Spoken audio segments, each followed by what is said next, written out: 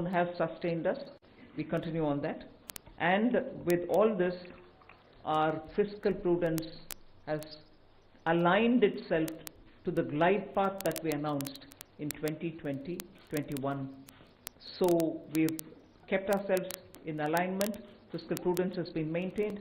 The next year, coming years, estimate is also been given. Well under 4.5 is what we had said earlier. We are also projecting the same. So this is just as an opening statement. There's a lot more to say, but as you all ask questions, so shall we answer. Thank you. Thank you, ma'am. 225. 225. Mic, please.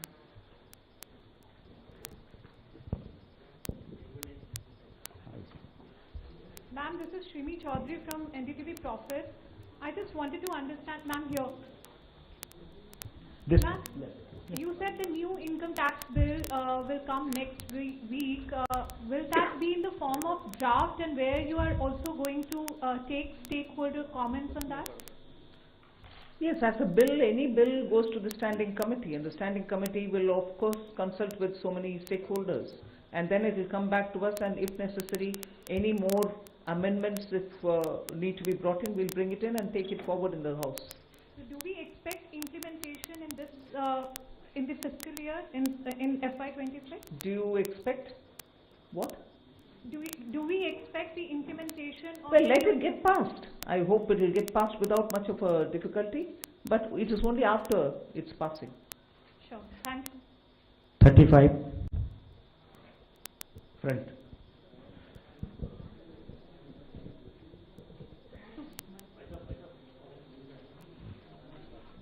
Ma'am, Timsi Jaipuria, this side from CNBC TV 18. As you said, this is a very responsive government, which is why government decided to give these tax rebates. But given the structure that you have announced, ma'am, up to 12 lakh is the rebate. Any reason why this rebate has been hiked from 7 to 12 lakh? Is it that the incomes or salaries were not growing up to the mark, which is why government thought that this rebate needs to be given? And also, how do you make up for this 1 lakh crore of revenue loss? Will it not impact the budget estimates? Where will you get this money from?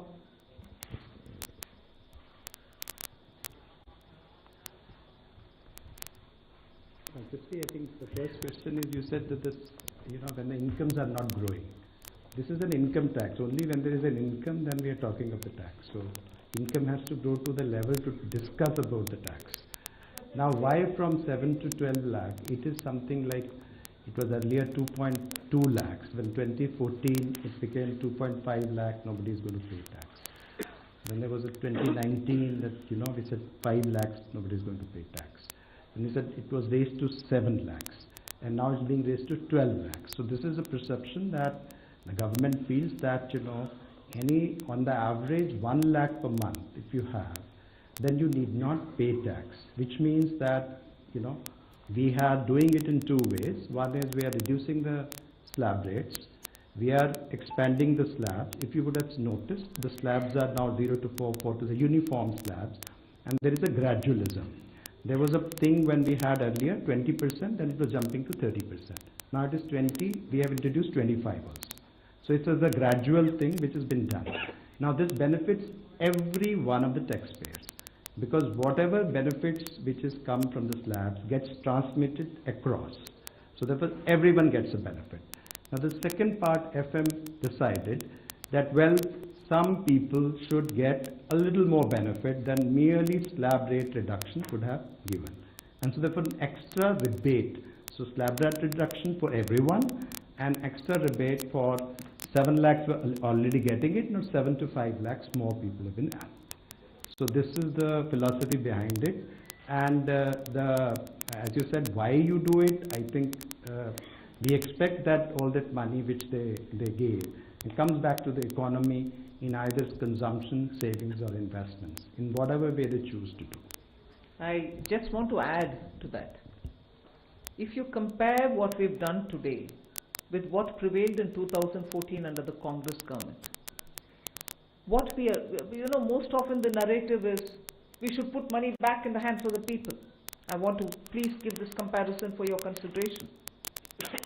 If you compare it with the 2014 tax rates under the Congress, for somebody who's earning 8 lakhs, nearly 1 lakh more money is in their pockets today because of the amendments that we brought in.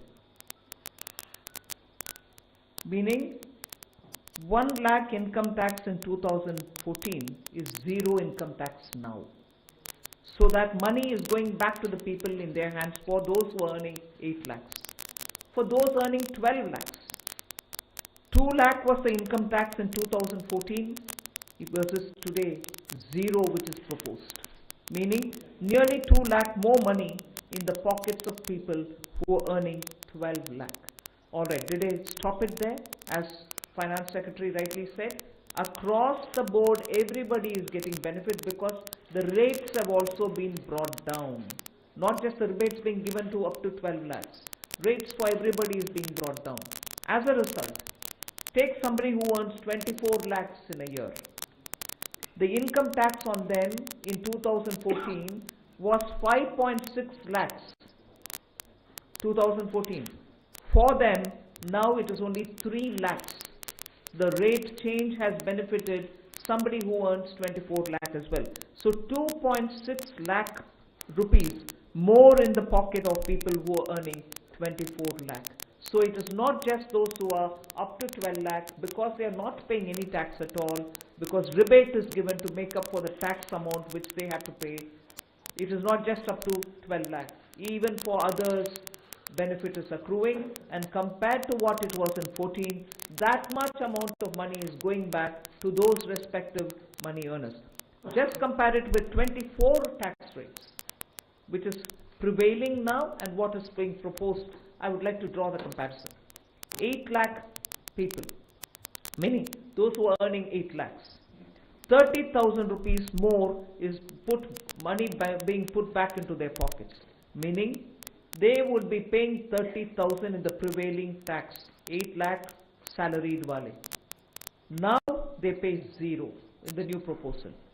Similarly, 12 lakh salary or income wale would have 80,000 rupees tax to pay in the current prevailing taxation rates.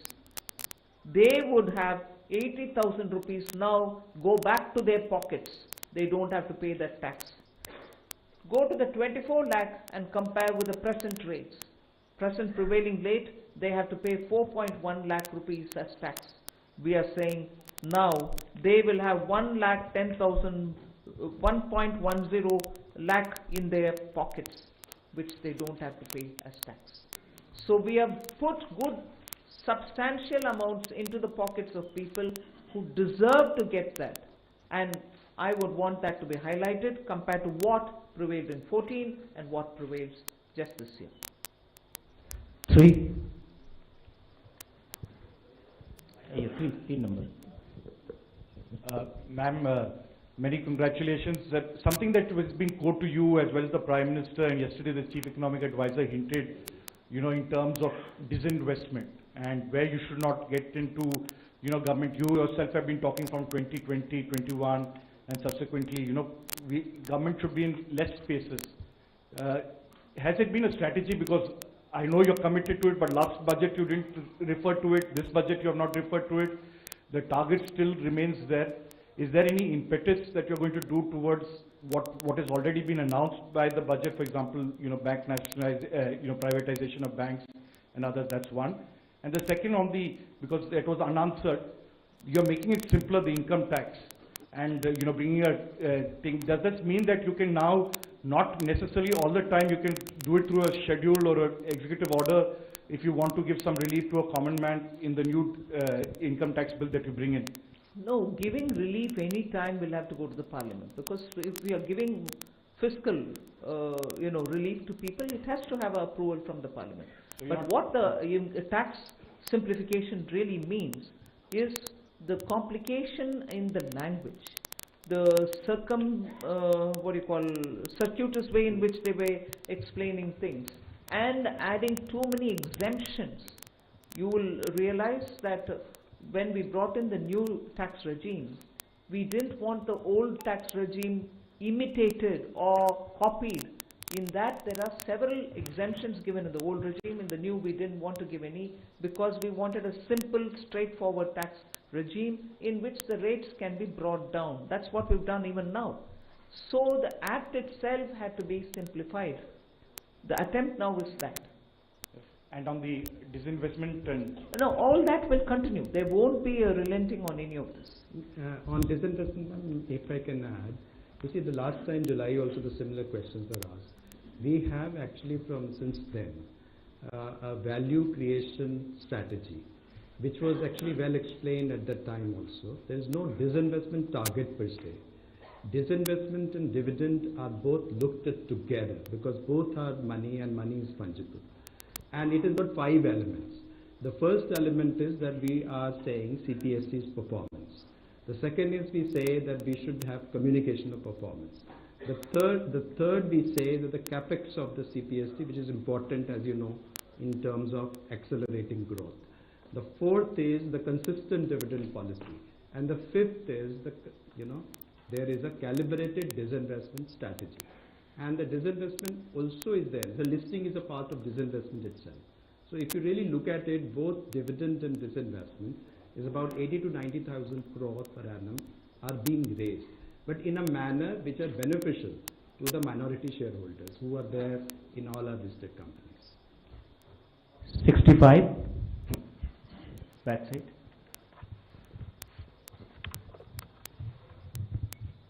Good afternoon, ma'am. This is Ruchi Bhatia from Bloomberg News. I have a question for the Revenue Secretary and a question for you. If the Revenue Secretary can give us details on the benefits, the number of people who will benefit from the slab, from the rebates going up from 7 lakhs to 12 lakhs. And the question for you, Madam Finance Minister, a lot of people say that while the absolute number for capex has gone up, the pace of spending has gone down as compared to a few years ago. Is it telling of the institutional capacity in terms of how much capex push can the government really do? And secondly, as far as a lot of analysts do say that the multiplier that capex has is a lot more than the multiplier in the economy than that tax cuts have. What would you say to like some of those concerns as well? Well, 1 crore people will not benefit between the 7 lakh and 12 lakhs. Meaning 1 crore more people will pay no tax. On the capex, I think there are 2 things playing out. One, of course, this particular year has had the elections happening, and because of that, both central government and state governments were catching up with investments, public spending on investments only from the 2nd and the 3rd quarter, so it showed. It's equally true that when fundamental requirements are taken care of, when you're bringing in additional overhead, there is a pace at which those additions happen. So it's not as if there is no thirst for capital expenditure, but now it will be at a pace in which you can build on each one of the developments that you've done prior. So it will continue. There are some departments which will need more. There are others who would probably reach a plateau, but expenditure will have to continue even in them. So the heads where the capital expenditure will happen will vary, but expenditure will happen in building assets. 121.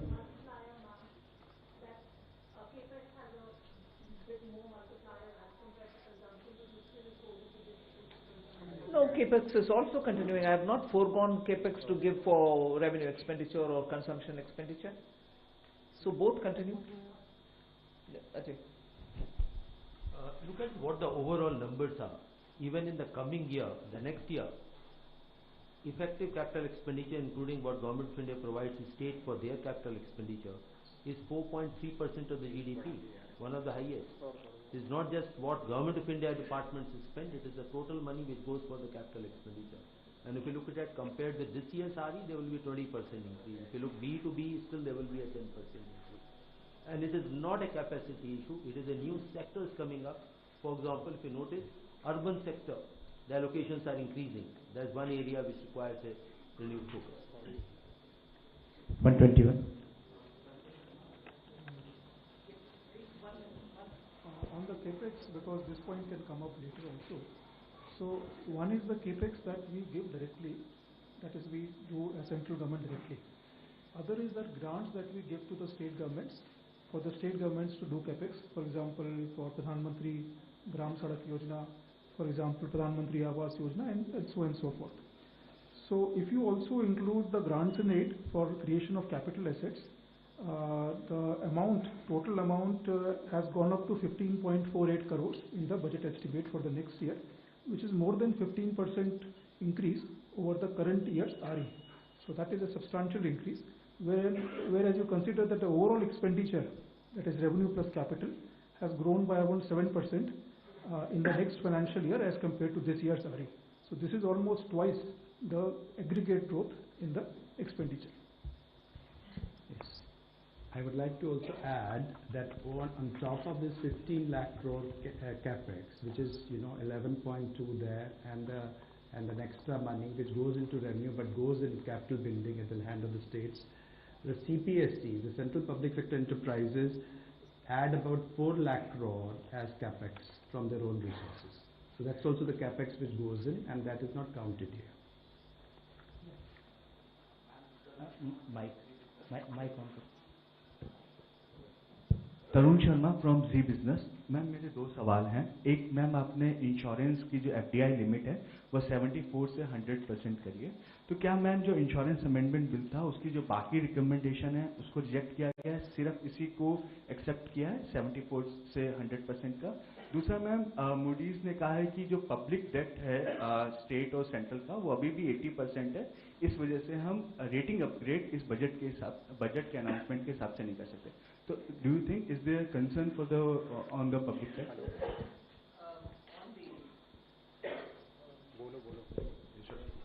Yeah. See, now presently the insurance is 74%. Now, fundamentally, whether it's 74% or 100%, the material doesn't matter. What actually matters is the psychological feeling that they can actually own the company 100%. Along with this FDI, we are also going to, FM also announced that we are going to simplify certain procedures and rules that we frame, which is including the key management personnel, person who can be chairman of the company, and person who can be the CEO and board of directors, and also repatriation of dividends. All those are part of this, the proposed reforms that has been announced by the FM today. And sir, what about the other recommendation on the draft insurance amendment bill? That's what we are actually bringing. The draft insurance bill is the one FM has announced, but the main point she has mentioned that 100% FDI, including simplification of existing rules for FDI industry. The draft bill is also coming. Is coming. Answer this? Yes. And the public debt. On the public. Period number 2. Finance Minister has also announced, this answer completes his question, the roadmap for fiscal consolidation by the center, and please have a look at the FRBM statement which carries the different scenarios, and over a period of next 6 years how that will be brought down. Similar one, act has to be done through the state governments as well. So it is a process which is on. Number 2. Hello, नमस्कार ma'am, मैं आलोक प्रियदर्शी हूँ CNBC आवाज़ से। Ma'am मेरा सवाल है कि middle class के लिए काफ़ी बड़ी राहत है, 12 लाख तक जो टैक्स छूट दी गई है। इसमें आपने बजट स्पीच में कहा जो कैपिटल गेन से लोग कमाई करेंगे उसको इसमें शामिल नहीं किया गया, उस पर नॉर्मली टैक्स देना पड़ेगा जो स्लैब के रेट से है। तो ज़्यादातर लोग आजकल मार्केट में इन्वेस्ट करते हैं, उनको लॉन्ग टर्म इन्वेस्टमेंट होती है, उनको कैपिटल गेन्स होते हैं कई तरह से, उनको बाहर रखने का, उनको केप्ट असाइड रखने का क्या रीज़न है, क्या उसके पीछे वजह है? रेवेन्यू सेक्रेटरी उसके ऊपर ज़्यादा विस्तार से बोलेंगे। बाहर रखने वाले चीज़ नहीं है, इनकम का कैलकुलेशन कभी भी वैसे ही होता है, उसमें कैपिटल गेन्स का जोड़ते नहीं है। मैं स्पष्टता के लिए उसको जोड़ रखा है उधर सेंटेंस पढ़ने के समय। ये नया मेरा पद्धति नहीं है कि इसको अलग रखो उसको अलग। Income calculation in general is done without the capital gains. You want to explain it? Capital gains tax जो है वो हमेशा से रेट से अलग है, नॉर्मल इनकम से अलग है। यदि नॉर्मल इनकम में होता, शामिल होता, तो यदि 30% के ब्रैकेट में कोई होता कि उसके कैपिटल गेन्स में 30% टैक्स लगता, तो वो क्या मान्य होता? तो कैपिटल गेन्स को एक अलग टैक्स की व्यवस्था की गई है जो कि कम है। वो इसलिए की गई है कि रिस्क उसमें है और उसमें लोग रिटर्न करते हैं कैपिटल मार्केट को बढ़ावा देने के लिए, तो उसमें 12.5% हमने टैक्स लगाया। तो वो एक अलग रखा जाता है, उसमें एक अलग एग्जम्पशन लिमिट भी है। यदि वो एक साल में कैपिटल गेन्स आपको इज इट 1.25 लाख 1.25 लाख यदि हो तो वो एग्जम्प्ट भी होता है। तो और यदि शॉर्ट टर्म हो तो वो 20% होता है। तो वो एक व्यवस्था अलग है और नॉर्मल इनकम की व्यवस्था है जो कि स्लैब रेट और उससे काउंट होती है। तो इसलिए वो अलग ही है, कंफ्यूजन ना हो इसलिए वित्त मंत्री जी ने स्पष्ट उसको कर दिया था स्पीच में, क्योंकि ये कंफ्यूजन की संभावना थी कि सब लोग ये समझेंगे, तो उसको स्पष्ट किया गया। 46 पीछे hello, Harsh Kumar from Business Standard newspaper. Ma'am, since government has decided to move ahead with a comprehensive asset monetization plan, so what are the new changes from the previous one, and if you can give some broader aspects of it in detail? See, as we are aware that till the last year, the first program which was launched in 2021, achievements have been of the order of about 90%, which is a good progress. Based on that success is the next leap, almost double the amount which are coming up. And there are newer asset classes will also be come up. For example, transmission assets, and not just of the Government of India. Government of India doesn't own, say, power corporation, power transmission corporation, but state government's assets are also there. So they will do the monetization, and you will hear very soon that entire plan will be out. Sir, can we, in future, can we get a separate number of asset monetization and disinvestment? See, this money, what the intent is, there's already an investment, or rather the assets are there, which may be owned by Government of India, which may be owned by, say, NHAI, or they may be owned by one of the PSUs. They disinvest, not disinvest, they monetize that asset and use that money to build a fresh or a new project and a new asset, plow back that money back into the economy. So these are not necessarily money coming to Consolidated Fund of India. Very rarely the money comes in. NHI doesn't invest, money remains with them, they build another road by using that money. 13.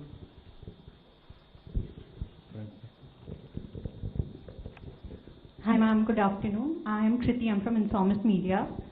So right now you just said that your fiscal prudence has finally aligned with your glide path that you had announced in FY21.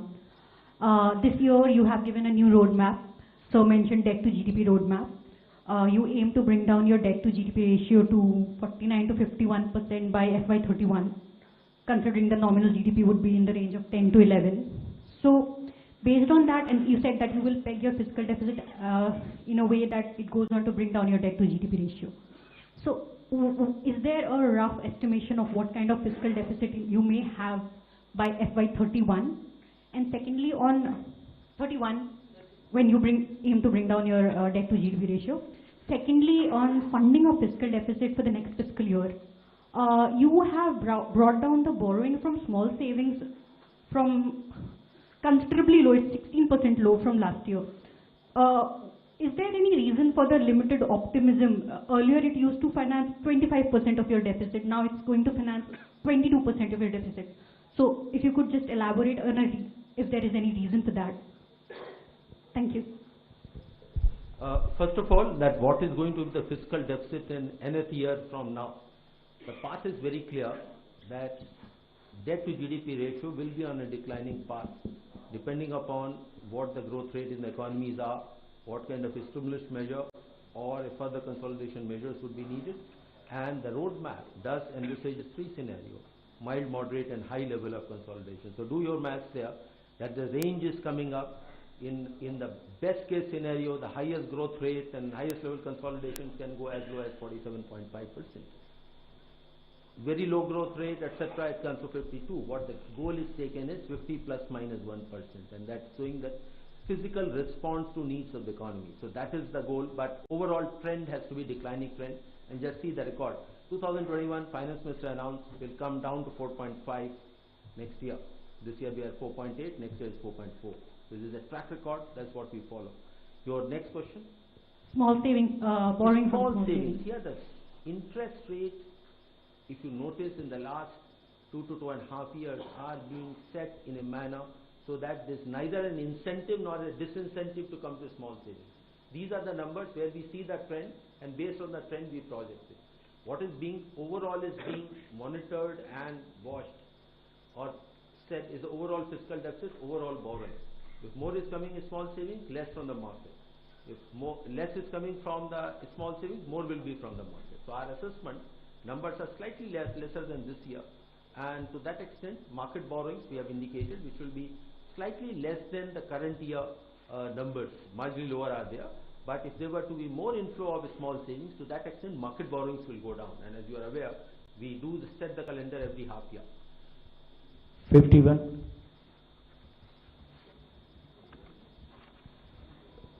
Hi ma'am, this is Vikas from the Hindu.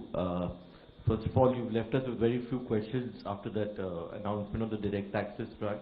And you mentioned that there is a 1 lakh crore revenue foregone from that move, which is obviously going to help boost consumption and demand and private investment in turn. I wanted to get a sense of the mathematics behind the overall fiscal math that we worked out for next year. Because despite this tax relief, we are looking at the direct income tax as receipts as a part of gross tax receipts are likely to rise to 33.7% as per the revenue receipts plan, and which is the highest ever, and marks a significant increase over the 24-25 income tax receipts. So I want to understand what's what gives, how do you work this out? Because on one hand we are giving away significant relief. Where do we expect the gains I hope from? you're not suggesting we shouldn't have done this. Are you? I hope you're not suggesting that we shouldn't have done this income tax, giving money back to people through rebates and other ways. No, I'm just curious where we expect the buoyancy coming from. That's fine. All right. That's what I it was answered at that time. Anyway. Okay, let me just see, we are talking about personal income tax, taxes on income, and we had 19.7% growth in 22-23. We have 25.4% in actual terms, and 23-24 we had 25%, and 24-25 if you take the RE figures, growth is likely to be 20%. And what we have proposed for 25-26 is a growth of 14.4%. So we have moderated. I mean, we have been growing 20% almost on this plan, and we have made it 14%. Now coming to buoyancy, our buoyancy was in for the taxes on income was 2.65 in 23-24, and 24-25 expected buoyancy is 2. And the buoyancy which has been assumed for 25-26 is 1.42. So you would see that we have assumed a moderate buoyancy, looking into the sacrifice of revenue which has been done. So we have done our math. Thank you. 9.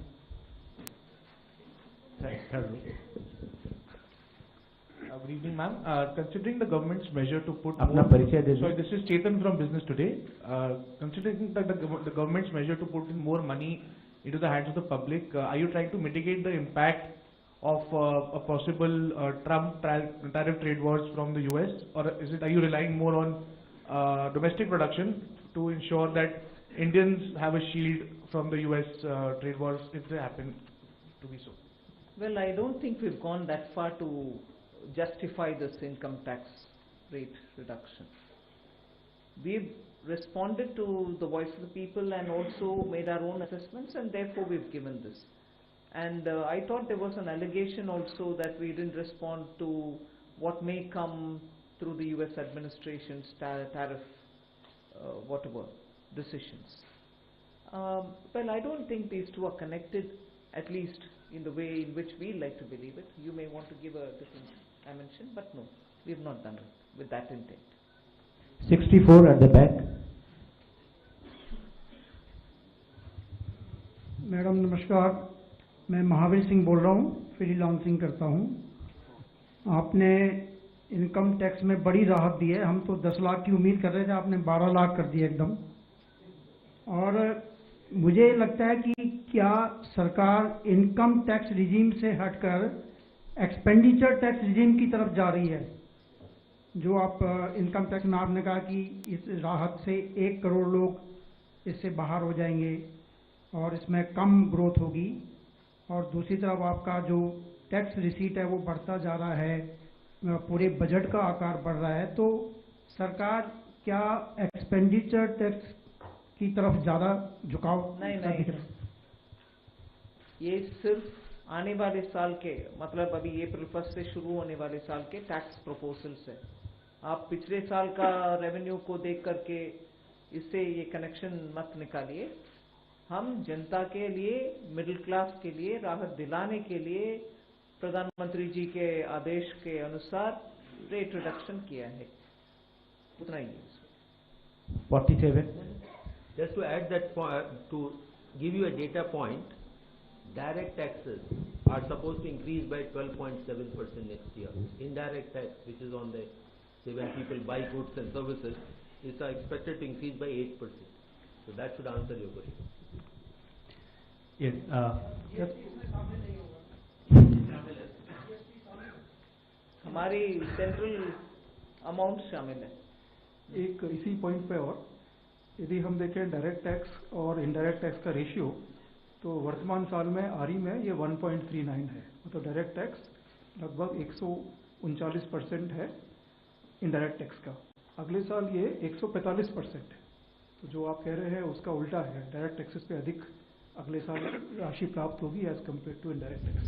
और यदि हम देखा जाए buoyancy जो है वो indirect taxes में 0.82 है, क्योंकि कस्टम्स जो है वो कोई अभी हमारे लिए एक रेवेन्यू का साधन नहीं है, वो एक बॉर्डर मेजर्स है, और बहुत समय में हमने ड्यूटी रिड्यूस भी की हैं, क्योंकि बहुत ज़्यादा हाई टैरिफ लगाने से भी उसके ठीक परिणाम नहीं, तो ये भी नहीं है। और CGST और सेस में हमारा जो बॉयंसी है वो सिर्फ 1.08 है, तो आप देखेंगे कि वो उसमें कोई एक्स्ट्रा हमारा करने का विचार नहीं है। Ma'am, Prakash Predashi from ET now. Yeah. The KCC limit has been enhanced to 5 lakh. So, any assessment on how this decision will boost rural consumption? Secondly, ma'am, the budget document mentions something about sharing transaction details of crypto assets. If you could elaborate. Sharing transaction details of crypto assets. Okay. Nagaraj, you want to say on the KCC?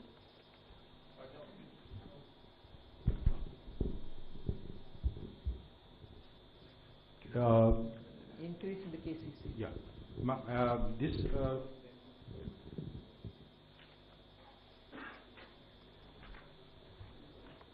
let me respond to the question on the KCC. This is to enable those farmers who are doing commercial cropping, they require more more crop loans are required. It will facilitate them, and government will provide the interest subvention for them up to limit of 5 lakhs. It is not first to assist the farmer.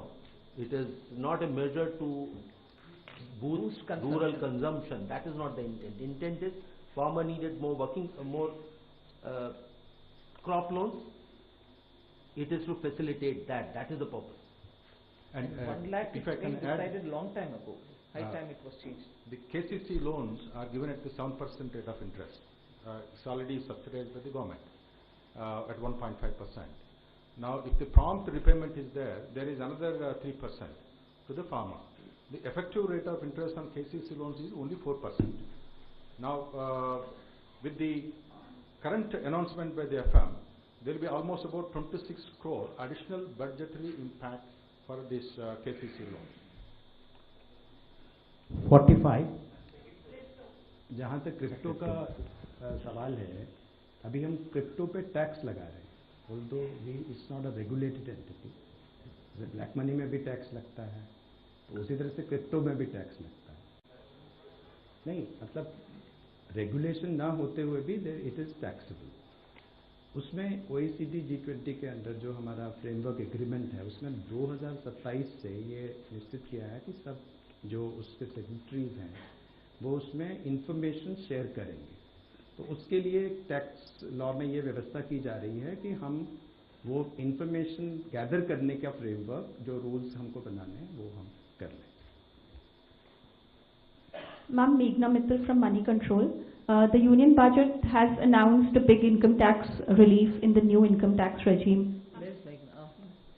The budget has announced a big relief in the income tax, so in the new income tax regime. So how many taxpayers have moved to this new income tax regime, and does this also mean that are we phasing out finally the old tax regime? 75% जो हैं 75% have already moved to the new tax regime under the individual category. No, if we are phasing out, I would have said it, na? The scheme is available, but we expect that almost everyone will shift now. 224.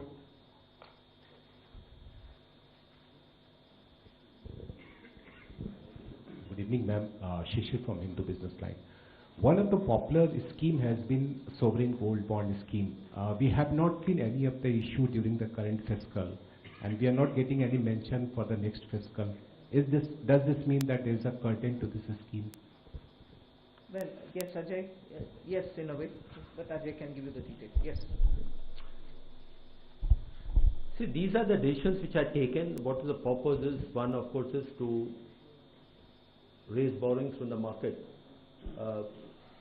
for the purpose of financing the budget, and at some point of time whether this asset class is to be supported or not.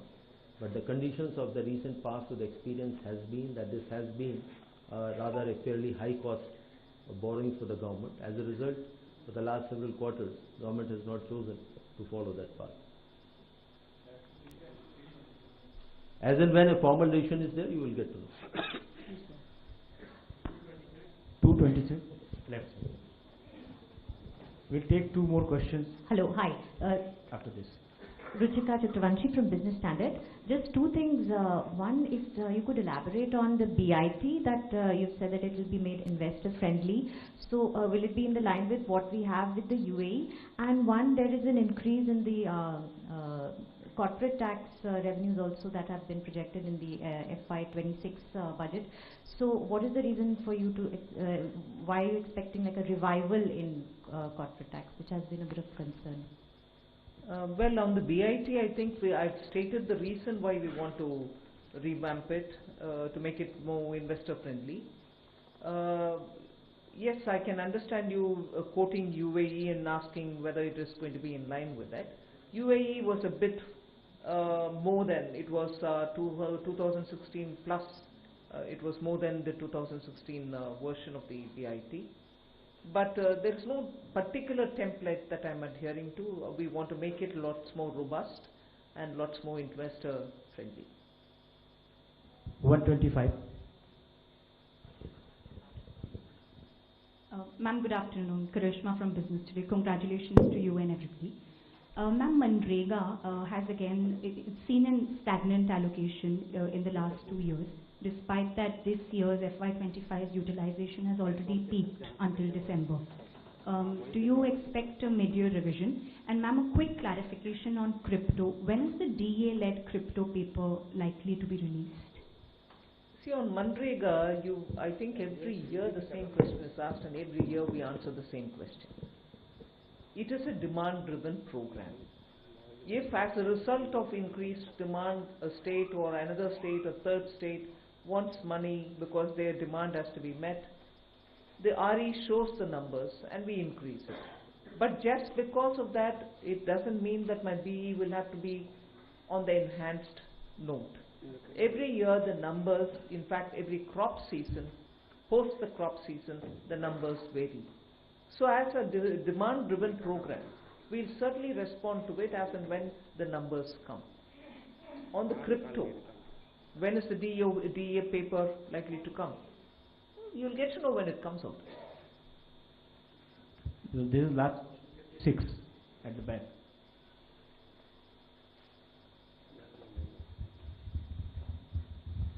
Ma'am, I'm Bani Kinga Patnaik from the Economic Times.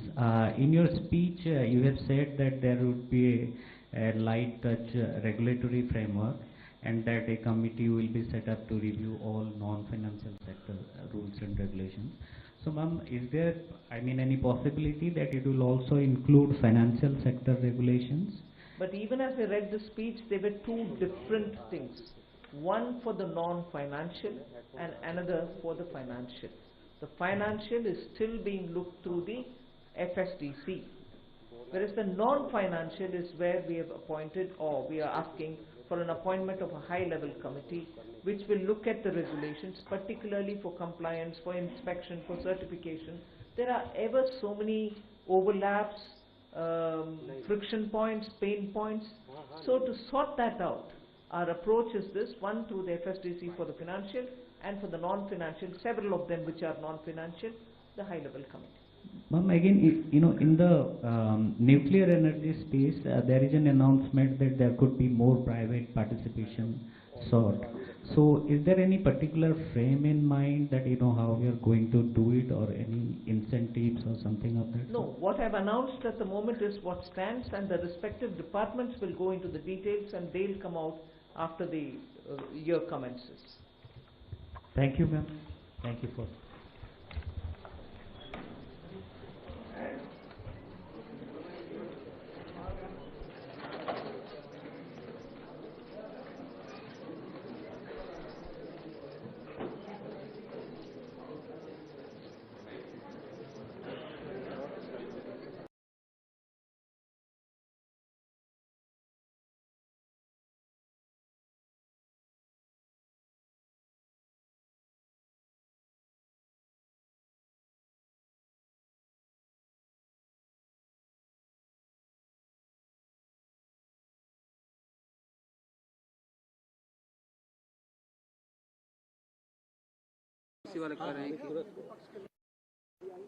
मेरे नजर में है कि सबसे पहले जो budget 2014 में 16 लाख करोड़ का था, आज 51 लाख करोड़ का हो गया, 3 गुना बजट में बढ़ा। ये समावेशी बजट है। प्रधानमंत्री ने 4 वर्ग को लिया था: महिला को, गरीब को, युवा को और किसान को। ये चारों वर्ग इसमें समाहित है और ये 4 वर्गों के विकास के लिए उन्होंने किया है।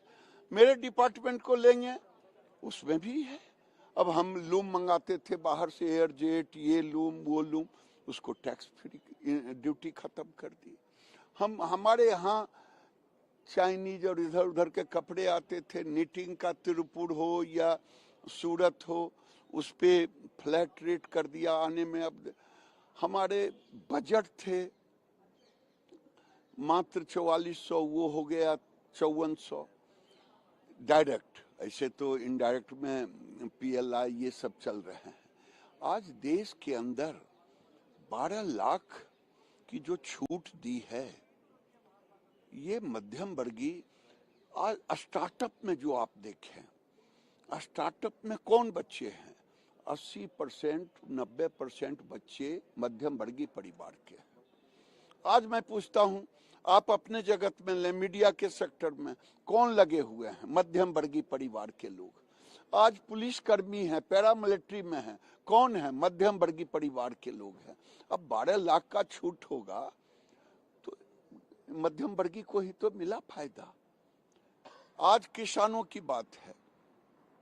आज 3 लाख से 5 लाख मोदी जी ने KCC कर दिया। क्या होगा? उन्नत खेती करेगा, पैसे लगाएगा तो उनकी आमदनी बढ़ेगी। ये किसानों के लिए भी है। जीन बैंक की बात कहा, बीजों के लिए, किसानों के लिए है, ये मजदूरों के लिए है। मैं तो समझता हूं कि इसमें जिस एंगल से भी जहां भी देखें, ये सर्व समाज का समावेशी है। अब SC ST महिलाओं के लिए उन्होंने 2 करोड़ दिया। क्या आपको नफरत है? मैं पूछता हूं कांग्रेस के और विपक्ष के लोगों से कि आपको नफरत है SC ST की महिलाओं से? इन सब के बीच बिहार के लिए भी कई घोषणाएं हुई है और इसको लेकर भी राजनीति शुरू हो गया है कि चूंकि वहां बिहार में विधानसभा का चुनाव है तो कई पैकेज के घोषणा हो रहे हैं। कोई पैकेज की घोषणा नहीं हुई। मैं आपसे कहता हूं कि प्रधानमंत्री का वक्तव्य आप देख लें। जब आए थे उस समय ही उन्होंने कहा था अगर विकसित राष्ट्र बनाना है भारत को तो आपको पूर्वांचल का विकास जरूरी है और पूर्वांचल का गेटवे कहा था बिहार है। अच्छा, मखाना बोर्ड का हुआ तो मखाना बोर्ड कहाँ बनेगा? मखाना उत्पादन होता है बिहार में, तो क्या केरल में शशि थरूर जी के यहाँ हो जाए? प्रधानमंत्री ने अगर पूर्वांचलियों के लिए फूड प्रोसेसिंग के ट्रेनिंग की बात की है, सेंटर की बात, तो बिहार में कौन गुनाह किया? बिहारियों से नफरत है क्या? उड़ान चला, कहा था हवाई चप्पल से हवाई जहाज तक। आज दरभंगा सर्किट में जो हमारे सबसे ज्यादा रेवेन्यू देता है, क्योंकि हमारे बिहार के लोग मजदूरी करने जाते हैं, वहां से आते हैं वो हवाई जहाज से। आपको उनसे चीर है मजदूरों से क्या? तो उन्होंने अगर ग्रीन फील्ड बनाया बिहटा एयरपोर्ट को और पटना को, तो आपको नफरत क्यों है? अगर उन्होंने ITI को विकसित करने की बात की तो नफरत क्यों है? ये मैं समझता हूँ ये मानसिकता का दोष है। प्रधानमंत्री ने सबका साथ सबका विकास, ये पूर्ण मध्यम वर्गीय गरीब युवा के लिए है। स्टार्टअप, बिहार के भी स्टार्टअप हैं। अब दिल्ली 2.5 करोड़ आबादी है, आप कह रहे हो चुनाव के लिए, दिल्ली चुनाव और बिहार के चुनाव के लिए। अच्छा, मान लिया जाए है ही, तो बिहार के लोगों से नफरत है क्या आपको? दिल्ली के लोगों से नफरत है क्या? ये मानसिकता विपक्ष का, कांग्रेस का और विपक्ष का मानसिकता का दोष है। बजट में कोई भी विषय ऐसा नहीं है उड़ीसा के संदर्भ में जो कि खास है। ये डबल इंजन की सरकार जो है उड़ीसा में, वो डबल इंजन की सरकार ने इस बजट में डबल धोखा उड़ीसा वासियों को दिया है। स्पेशल कैटेगरी स्टेटस का डिमांड कई दशंधियों से चल रहा है, उसके ऊपर एक शब्द नहीं। उड़ीसा के कई सारी इश्यूज हैं इंफ्रास्ट्रक्चर को लेके, भित्ति भूमि विकास को लेके, उसके लिए एक शब्द नहीं। मगर दूसरी तरफ हम देखते हैं कई राज्यों का जिक्र आता है, कई राज्यों को, मैं नाम नहीं लेना चाहता, बट कई राज्यों को काफ़ी सारे एयरपोर्ट दिए जा रहे हैं, काफ़ी सारी सहूलियतें दी जा रही हैं। शायद उड़ीसा वासियों ने, क्योंकि